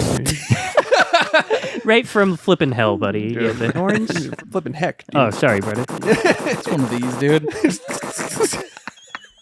Spider-Man hands. Careful with those flames, dude. Excuse me, I apologize. Chill out, dude. But yeah, it's a Quentin movie and a fucking fun explosive B horror movie. Yeah. So yeah, it's like it moved up in my like I'm gonna show this to more people list. Yeah. You know, if they haven't seen it, like especially if they don't know anything about it. Yes. Oh my god! If you go in blind with this, Yeah. fucking That's you'd be like, wait, what in the actual fuck? Yeah, the third act comes along and like, Chris, why are you staring at me so hard? I'm like, You'll You got your see. phone out recording. You're like, yeah, I get it. Salma Hayek's hot. Chill out. yeah, He's about to get a lot hotter. you have vampire dude. teeth while you're doing it. yeah. There's got to be a guy out there that likes the post-transformation Salma Hayek. Like, Some psycho. is more into that than the OG. Some guy like wood. Well, we got to get there though because then we're introduced to the family that Harvey fucking Keitel. dude. Harvey Keitel and Juliette Lewis, dude, and Yeah. then the Asian kid And the I don't Asian know kid his that name. I don't know. I love that they're like He was terrible. The Asian kid is introduced. He calls him dad like 5 times in the first interaction. You're So like, no, huh? they're related. This is Asian son of white parents, and like no. Yeah. That's fucking impossible. Yeah, I love how he's like, you don't look Japanese. He's like, neither does he. He's Chinese, and he's like, oh my bad. Yeah. That's so funny. Oh, well, excuse me, all the hell. I thought it was a cool scene whenever they invade their hotel room for the first time, and it's like the unfortunateness of Harvey Keitel deciding like they have an RV, but it's like I need a bed to sleep in, right? So they unfortunately check in next to the fucking murderers that are on the loose. Also, the Kelly Preston scene where she's like a reporter. I love that. Oh, the death toll is ticking up. Oh yeah. Yeah. It's such a it's what It's a weird it is, right? in-universe quirky thing. Yeah. Strange. And apparently Quentin also cast her in another movie where she's the same reporter. That's cool. I don't know. That's funny. That he has like through lines through his universe where it's Yeah. like, that doesn't make sense, but I'm here for it. Yeah, they got a burger, and I was like, "Is that a big kahuna?" It was. It was. It was. Fuck yeah. They smoking cigarettes. That's the fucking Yeah, the red Red apples. Yeah. Harvey Keitel is introduced to them. He's great character. I Great mean, understated performance. Yeah. yeah. And, Believable Southern accent from a New York guy. and the fact that it's like he's not a fucking bitch about it, right? Like his whole family's being kidnapped. He's arguably the hardest one in the movie. Yes, like he's not necessarily afraid of them. He just wants to make sure his kids get out okay. And you could tell the entire time that he's like plotting, like, Yes. what's my next move in all of this? The scene where the Asian son of some capacity, he's like, I'm gonna fucking tell him that, and he's like, you don't do a fucking Yes. thing. Yeah. I'm running the show. I love that part. Agreed. Yeah. Yeah, and Juliette Lewis, dude. Come on, what are we doing here? This is right after Natural Born Killers. I think 6 months after that fuck movie yeah. opened is when they filmed this. And Quentin famously hates Natural Born Killers and Oliver Stone for making the movie and fucking up his whole script, right? I didn't know that. Oh, yeah, he hates that movie very much. Wow. He loves True rewrite, Romance, which was like a more true to the script version of his story, but hates Oliver Stone's.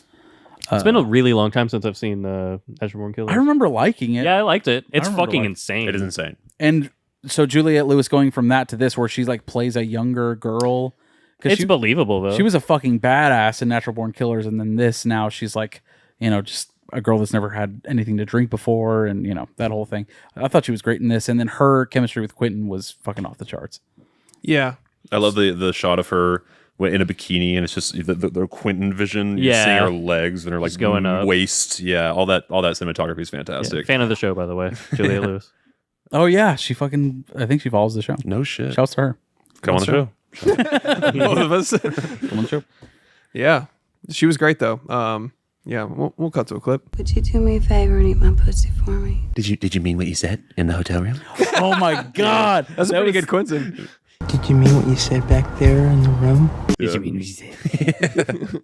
I'd be happy to do that. I would love to do that. I would do it. I'd be happy. She's like, "What the fuck are you on about?" We'll talk later. I like how George Clooney's character like kind of knows. He's like, "Hey, don't talk to her." Yeah. Like where he's like, "I know you're hearing shit." Or whatever. Yeah. He'll literally eat it. You don't want that. Yeah. He's fucking worm tongue. Don't talk to that guy.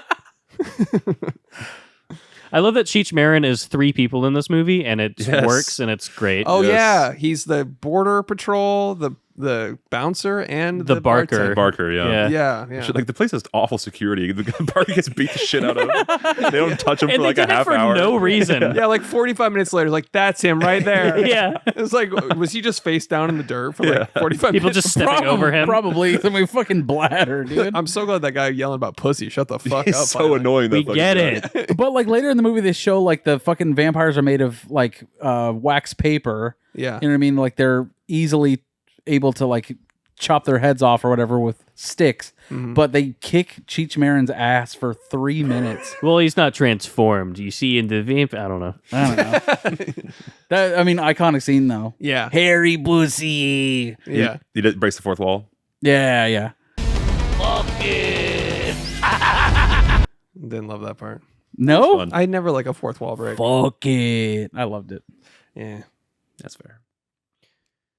I like the venue itself. I think it's fucking awesome. Dude. Twister. Yeah. The Titty Twister is one of my favorite sets on like movie sets ever of all time. Yeah. Is the neon real? I would love to fucking neon on the set right there. The giant fucking. Oh yeah. Oh, I don't know. Probably. I mean, Yeah. It looks. Yeah. that to me is like, it's so iconic to me because again, this movie fucking traumatized me.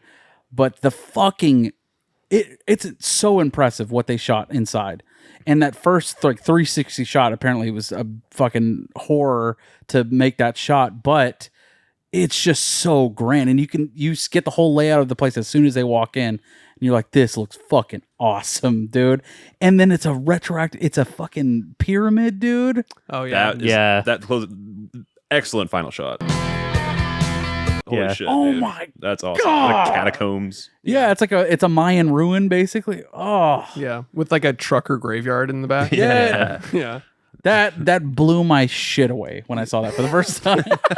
I had a log fall out and then it got shot with a shotgun. It blew it Seriously, away, dude. And then of course the bit actors in this movie, Tom Savini.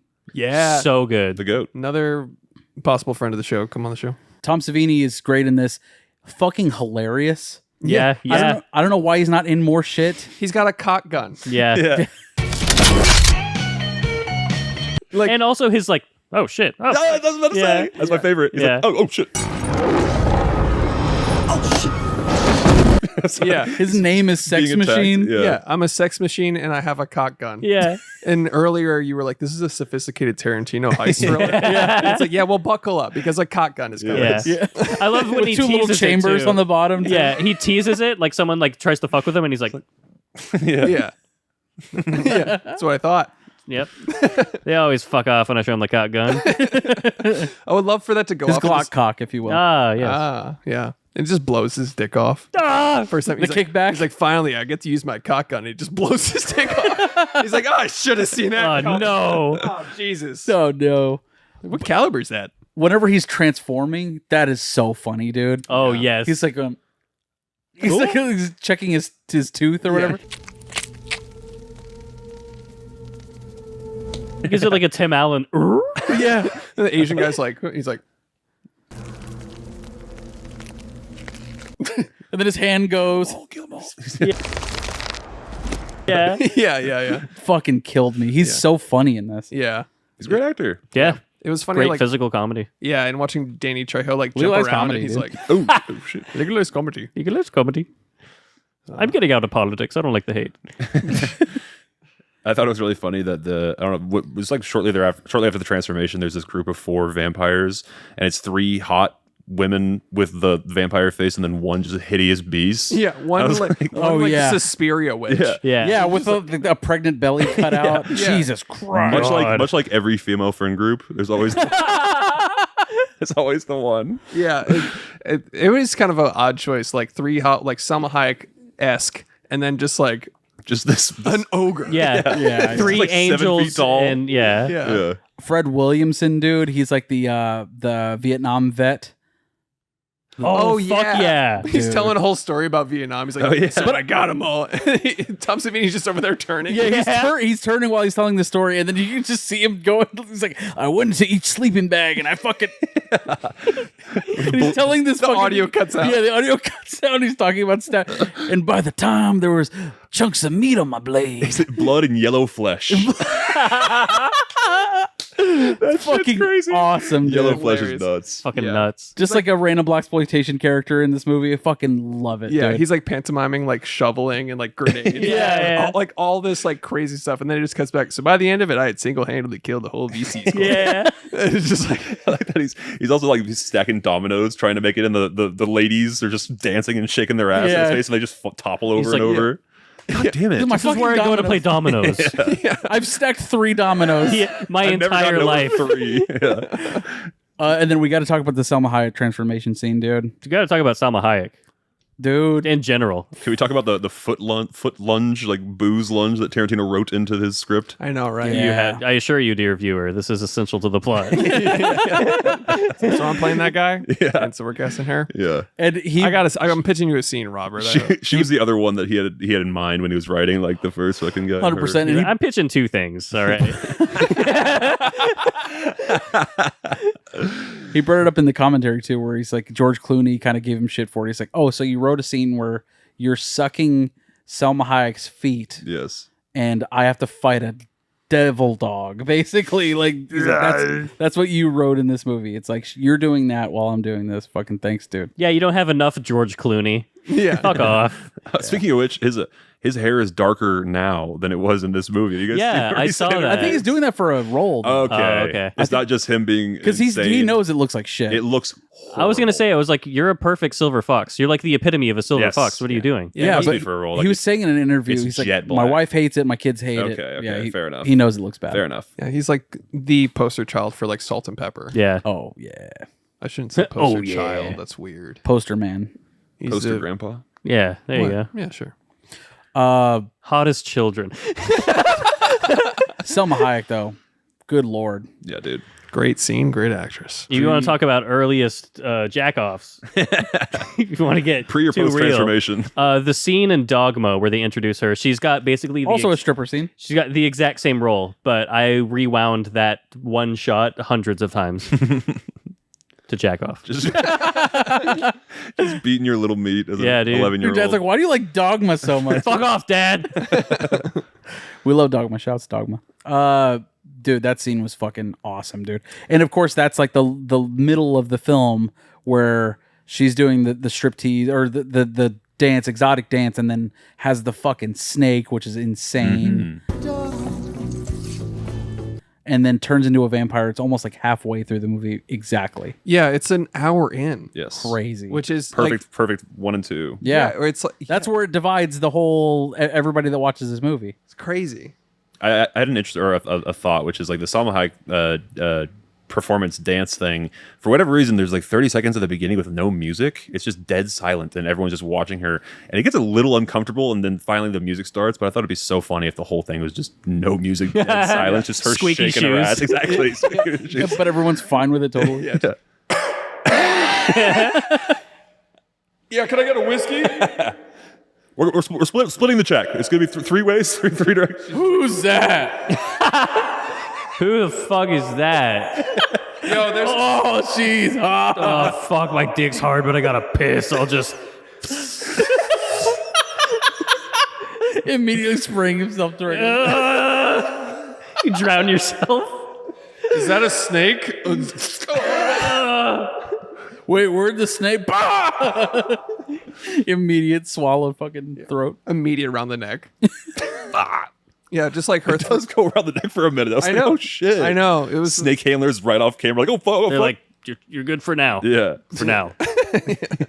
You're too hot, Salma Hayek. He wants to Yeah. kill you. I like how, like, I know it's not like, I wouldn't worry about it editing, but like the continuity of the snake was funny to me watching it, where it's like there's no possible way they can keep continuity, but it was just teleporting around her body. Yeah. Every time it cut back to her, but it was like, it, Of course. it's fine, it's Yeah. mystical, whatever, but it's She's a vampire with a snake on her. Yeah, it just made me laugh Yeah. because it was like it was on the neck and then it was just like down, like curling up around her leg, and I was like, that guy's just He's all over the place. I thought it was interesting though, like when she turns, she is very snake-like. She has Yeah. snake-like features, and then nobody else really had that. But everyone else, Yeah. all the like, it's crazy that the concept of this movie was written by Robert Kurtzman, I think, who is like a special effects like guru, right?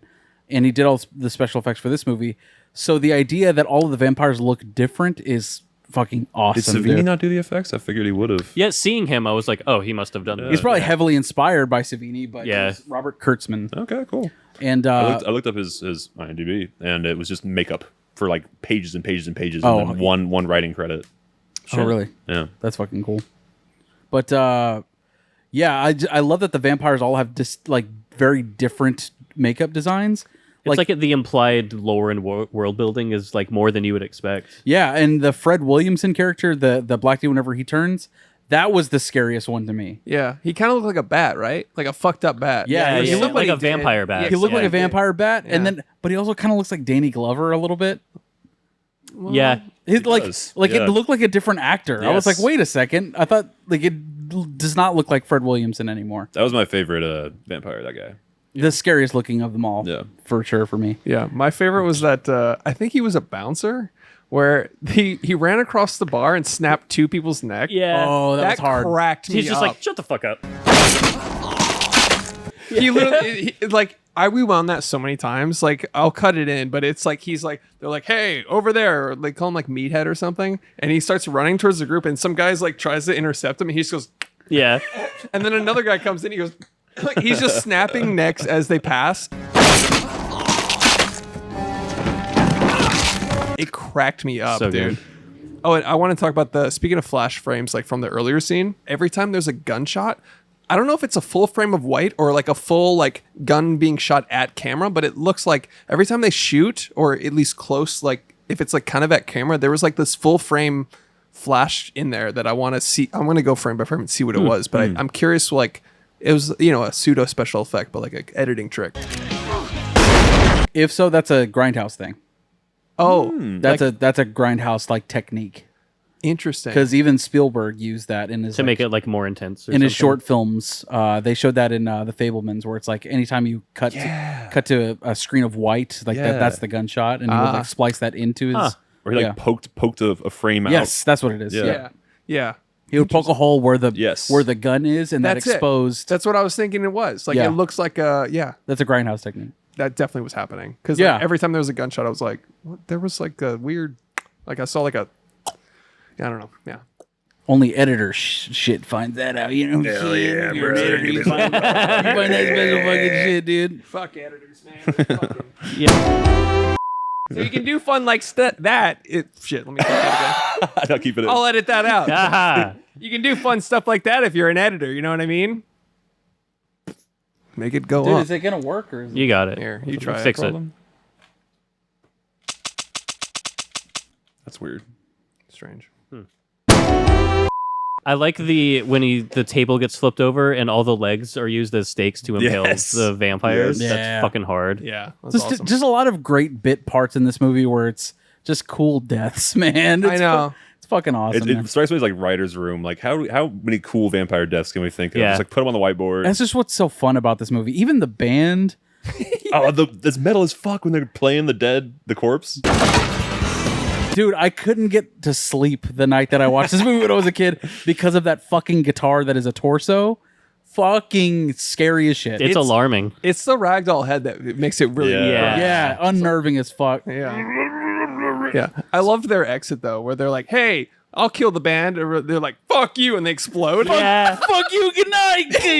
Fuck you, everybody. Good night. That's fucking hard as shit. It's like, wait, you can just do that? Yeah. As a vampire? Like that's Peace. yeah, just deuces. Yeah. They've all got to Sick. self-destruct. Yeah. But that is another fun thing. Like, I love how vampire movies always have different lore, and this one is like, yeah, when sun hits them, they just fucking explode. Yeah. Oh my god! And then the disco ball hits. So cool. That's so fucking neat. Neato, dude. It's neato. Yeah, it's just a blast towards the third act. It's just so much fun. Yeah. Yeah, all the Tarantino goes out the window, and then it's just fucking. It's just craziness. Summer fun, Yeah. top down blockbuster popcorn, dude. I don't know how anybody can not like this movie. Like, Yeah, it's a lot of fun. like you said, I can understand people that like hate watching the first half and be like, oh fuck, I want to finish this, right? I totally understand. But as a whole, I've loved this movie since I was a kid. Like, this is just a great fucking movie, dude. I agree. Did you guys have anything else for From Dusk Till Dawn? Juliette Lewis at the end, her entire family dies by vampires, and she's like, "Well, Yeah. I Need guess I'll some fuck company? George Clooney. Yeah. Yeah. Oh, one of my favorite things about this movie is Harvey Keitel when he realizes that he can make a cross with a baseball bat. That is hard. And the shotgun. I love the whatever. What do you call the hole that holds the trigger in? It's just huge, so it can fit the fucking baseball bat. Yeah. It's Yeah. awesome. It's the biggest fucking thing ever. What is that called, Gunman? I don't know. Come on. the finger Part hole, of, that part of the shotgun? I don't know. I don't know. Trigger guard. the trigger It's cradle." the bullet. No, it's not the trigger guard. The trigger guard. The bullet. It's the gun part. Yeah. It's the gun go bang. It's a clip, It's the fucking... not a magazine. It's like shit. What if it just fucking... I would love to get a fucking replica cock gun from Dusk Till Dawn. I bet you could do that at a con. Yeah. Just be like, "Look, here's what I Find want." the cock gun and find the neon sign of the Yeah. titty twister. Yeah. You need a cock gun and a whip, which is Sex Machine's weapons of choice. Hell yeah! A cock gun and a whip, dude. Oh, okay. The dog, when Sex Machine turns into a dog, Yeah. they chop his fucking head off with the whip. It goes flying. I think it bites somebody, right? Or something. No, it just rolls over to It just somebody's rolls feet. over. Yeah. But then the fucking the special effect where he splits in half and turns into the devil dick dog, dude. Yeah. That was and hard. he goes, yeah. Fucking A, dude. It was awesome. It's very Savini. I'm surprised it wasn't him. I know. I'm curious about this guy now. I'm gonna look him up. Robert Kurtzman. Kurtzman. Oh, and then whenever the Fred Williamson does the point and all the bats are flowing into the thing. That's it. Oh, yeah. Yeah. Shit. Yeah, it was awesome. Fucking rocks, dude. Fucking rocks, man. This movie rocks. If this movie was a margarita, it'd be on the rocks, bro. Hell yeah, dude. Yeah, I think that's all I got. All right. That'll be it for From Dusk Till Dawn. Oh, wait, one more thing. Okay. Sorry. Quentin Tarantino's last words are fucking bitch. Yeah. That cracked me up. That was it for From Dusk Till Dawn.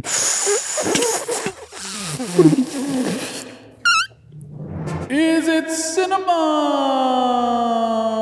With Marty scores these boys, we have to determine whether or not From Dusk Till Dawn is cinema or not cinema. This is our fucking scale. This is our rating. This is how we fucking do this shit. How we This is decide how if we it's do it. good or not. Guest of honor, Harvey. Keitel. It is, without question, cinema. All right, you're safe for now. We can trust him. Harvey Dent. Can we trust him? We can trust him. We can Jimmy trust him. cinema. Alexander Wilshane. Yeah. Yeah, of course, dude. I fucking love this movie. Christopher Charles Topher Grace Collins. Yep. Probably the freshest for you, or maybe both of you, actually. I didn't realize that you both weren't super familiar with this one. It's been years. This is one of those just like constant rewatches for me. All right. Is it 4-3 for me? It's the be-all end-all. It's how we fucking decide whether or not this shit belongs in the Criterion Collective Collection. Does it belong on our shelf? Do you need to own this movie? Is it the best of the best of the best? Sir, with honors. I'm gonna go first and say abso-fucking-tootly, dude. I own this on Blu-ray and VHS, and I'm so ready for fucking 4K. No idea. No fucking idea. Alex? I'm kind of conflicted. When I was watching this, the turn, I was like, I don't know. I'm kind of not feeling it, but the more we've talked about it, the more I kind of fucking love it. I think I'll go ahead and 4-3 it. Let's fucking go. Chris? Yep. Let's fucking go, dude. I'm so glad I get to go last. Harvey, can we trust you? No. I hate to do it. I hate to do it, brother, but I love that first half. It loses me a lot in the second half. I think the effects are fun and Tom Savini's funny, but it doesn't hold up all the way for me. I like it. I like it a lot, even. I love it. Love the first half. But anyway, yeah, the effects were really cool, and oh, where the fuck! This is another one I feel bad for not loving. Nah. Nah. Yeah, I feel very similarly about the Sinners. I appreciate the fuck out of it. Love that first half. Don't love the second half. But as you much. hate black people, so you Yeah. 4-3. Yeah, exactly. Yeah, but Avatar: The Way of Water for some God fucking damn reason. it, piece you're of right. Shit. But yeah, Avatar 3 is coming out in December. I cannot fucking... The Way of Fire or whatever the fuck. They got the red ones now. They got fire in them. They live in a volcano or some shit. It's like when they did the Red Hulk. It's like, oh shit, they changed the color. I fucking hated that movie. Black people. No, sorry. He hates sinners. He hates anything. Yeah, Black Panther. But yeah, Avatar's the shit. It's great. All right. Okay. Fine, man. All right. Whatever, I'm dude. glad that was on record after you saying what you said. Oh, by the way, one of the only fucking notes I wrote down, Dimension Films, that was so fucking nostalgic. Spy dude. Kids. Spy Kids for me was is that the first film you think when you see Dimension sure. Films? What about you? I don't know. Scream for me, dude. Yeah. Yeah. No, you said no. You said you Well, didn't. you just reminded me of it. I got a fucking memory of a fucking. I can't even. You think. got it. I can't think of. I can't remember a fish's name to make the metaphor. Like you know those things they're like going around in the water and shit. Yep.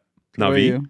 Dimension? Probably Spy Kids. Yeah. Oh yeah. I've got dementia. Amen, brother.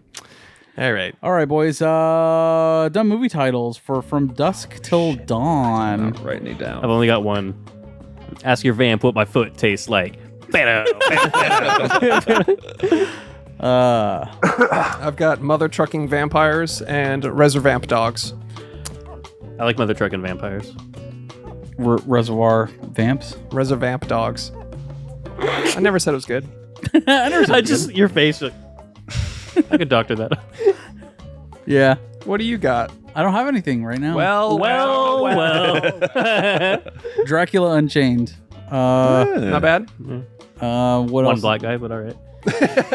I don't know. I'll think of something. Harvey? I got nothing. I forgot to write something down. Yeah, dude. me too, man. I suck. It'll happen. I suck at puns. I don't like them very much. Yeah. I don't think a pun has ever made me laugh ever. I'm always like, oh yeah. That's what it Like kinda thumbs does up. For, You it's know what what I it mean? kind of does for me too. It's Unless they're like really, really like, you know, the DMTs are funny. Yeah, but what about Cats and Dogs 2, The Rise of Kitty Galore? Gotta laugh. Got him. Yeah, that was the first one. Got him. That was the first one, yeah. All right, boys. Actor game, George Clooney? Yeah. Oh, wait. We got to do box office first. Okay. All right. This is... So curious the budget on this bad boy. You want to guess first? Budget? Yeah, guest of honor. You're going last, Alex. What year are we? 80s, right? That's, No, an, 90s. that's an 90s. advantage, by the 90s. 32 million. That seems high, maybe. way. I'll say 20 million. We'll go with 26 million. I'll go 10 million. Alexa, how much did the movie From Dusk Till Dawn cost to make? That's way too high. Fuck. There's a gun. From Dusk Till Dawn cost an estimated 19 million Ooh. US dollars to make. You guessed 20, right? W. Okay. How much did it make in theaters? 44 million. I'm going to go 55. One up and son of a bitch. 35. 49. Alexa, how much did the movie From Dusk Till Dawn make in theaters? Anybody wins. From it's Dusk over. It's Till over Dawn for you grossed motherfuckers. 25,800,000 US How many? dollars in the I said United 55. States and What'd you guess? 25,800,000 30, I US think. You win. dollars worldwide. Congrats. I think I honestly don't remember. I think you were 30. Well, we'll play the tape. 35. It's recorded. It doesn't fucking matter. Scott, All right, George bullshit. Clooney actor game. Yep. Shoot him in the balls. Dude, you cock shot him. With the cock gun. That's a fucking love gun right there. Hell yeah, brother. I'm very surprised you didn't make a love gun. Yeah, it's true. Who even is that? Who He's like even is kind of that? low-hanging fruit, to be honest. Still fruit. Anyways, Still delicious, yummy fruit, my opinion. what are we doing? George Clooney actor game. You All right. won, so you want to go first? From Dusk Till Dawn. Ocean's 11. Batman and Robin. ER. Ear. The Winnie the Pooh character. Oh, shit. You got it. Shit. Oh, my God. You got it. Up in the air. The Ides of movie. March. Great movie. Nice. Sorry. I pulled a Roger Rabbit. He's going over that cliff. He's going over that cliff. Good. Dude, remember when we mentioned pain again? He goes, ah! You fucking sleeper cell activated? Yeah. Michael Clayton. Oh, fuck yeah. Another one. Those two, Ides of March and Michael Clayton, are like two of the best political thrillers ever Yeah, you made. didn't name him. Not a I real got a fucking couple fan. What? I said, yeah, you didn't name him. Not a real fan. Fuck you. Out of sight. He named Batman, by the way. and I you know. didn't, so I mean, Yeah. it went before me, but I don't care. That's not how that works. Don't give a shit. George Clooney. Wolves. Oof. yeah, it was a rough This one, I'll take some opinions on. The Flash. Yeah, he's in it. The cameo. Oh, all right. The Men Who Stare at Goats. Oh, yes. Nice. But he did say Batman and Robin. Yeah, I was going to say that was No. What did you say? He's not in The Men Who Stare at Goats. Oh, Burn After Reading. Oh, fuck yeah. Oh, brother, where art thou? Damn it. Now we're just coning it up. I got to do my oddball. Spy Kids 3. Is he in that? Yes. I think he's a voice. Hail Caesar. Shit. Damn it. God fuck. I said God fuck. God damn it, though, dude. Shit. One fine day. Syriana. No fucking banger. Another George Clooney in the political thrillers, dude. Oh, what's that one where he's a spy? The French. I don't know. I won't say. Yeah, that's a good one, though. Son of a bitch. I might be out. Fuck. I think I lost. I'm out. Good night and good luck. Oh, yeah.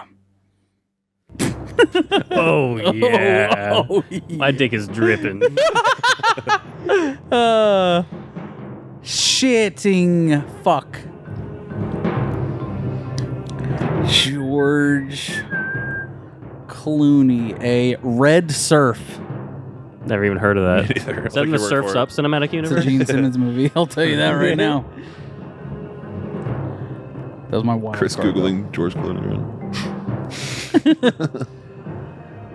Oh, shit. Shit. Shit. Fuck. Are you out? No.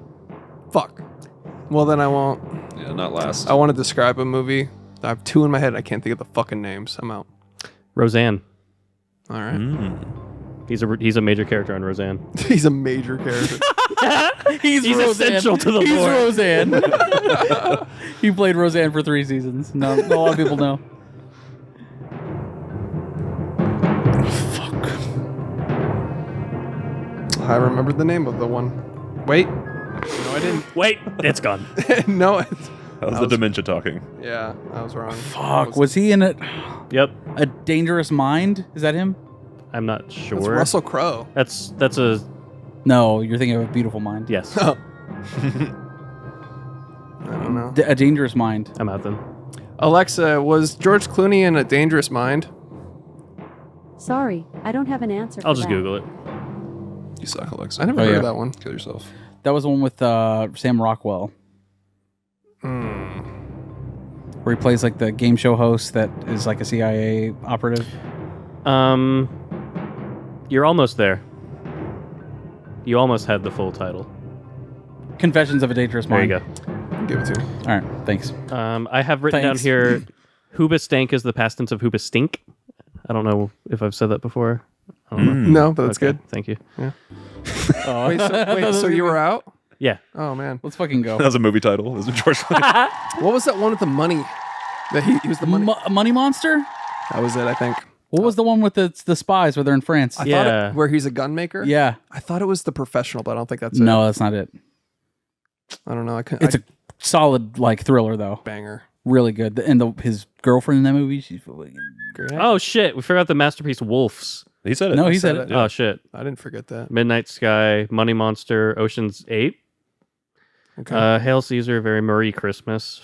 Our brand is correct. He's been in a lot of shit. Yeah. Tomorrowland, The Monuments Men. Oh, Monuments Man. Man. Bad movie. The Descendants, Fuck me. Gravity. Oh, yeah. Fantastic Mr. Fox. Fantastic Mr. Wes Fox, Anderson. He's in like actually. every Wes Anderson fucking. The American, Up in the Air, Leatherheads. The American, that's what that was. The American. Yeah. Yep. Oh man. We got most of them. Shameful. Intolerable Cruelty. That was a good run. That was a really good run, actually. I lasted a lot longer than I thought I would, which is, I say that a lot. Thanks for listening to There Are Too Many Movies, and thank you, Harvey, for coming on the show. Thank you guys for having me. Chop slop. Slop chop. Check out Slop Chop. I appreciate It's a fun time. And this was a fun time. Yeah, thanks Hell for yeah. coming out. It was it's on YouTube and Anywhere Spotify. you get your podcast. It's on the internet. You say Slopify? Yeah. Check it out on Slopify. You can have that one. Take that one to the You're bank, welcome. baby. You're welcome. You can have that one. Bye, guys. Thank you. Later, toads. Younging. B.